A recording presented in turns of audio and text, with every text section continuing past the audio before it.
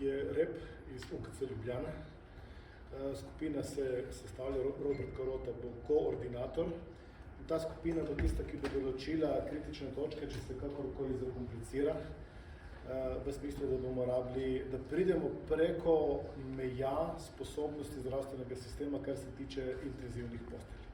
Zdaj nismo tukaj, scenariji, kot jih bo ta skupina pripravila, jih bomo tudi mi. Kot sem rekel prej, komunikacija med NIJZ, med Direktoratom za javno zdravje, med sektorjem za izredne razmere in to skupino bo tekla.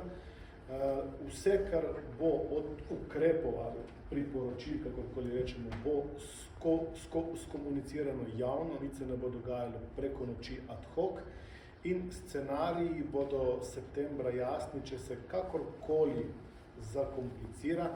Če pridemo po tistem najbolj črnem scenariju preko možnega roba intenzivnih postelj v slovenskem zdravstvenem prostoru, bomo tudi to jasno skomunicirali, kako bo šlo. Cilj pa je, in pri tem cilju ostajamo, da maksimalno 20% posteljnih kapacitet regionalno za vse ustanove namenimo covidu.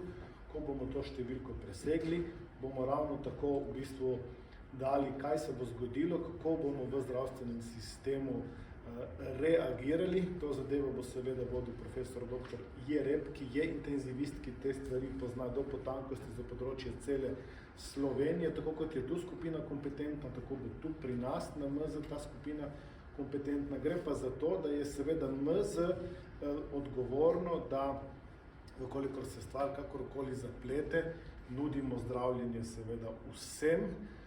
Cilj pa je, kot rečeno, in upanje je, da COVID umestimo v naš zdravstveni sistem in da zdravstveni sistem vrnemo na točko iz leta 2019, da vendarle pridemo do tega, da začnemo na primarni ravni zdraviti ljudi, da se večina tega ohrani na primarni ravni in da se samo hudo bolne napoti v bolnico. Velja za DSO-je in velja tudi za to, da kakorkoli že z neko strategijo, ne glede na COVID in kaj bo jeseni, po zimi, da se na MZ v bistvu soočimo s projektom skrajševanja čakalnih vrst in tudi na to temo bo v roku 2-3 tednov vse jasno.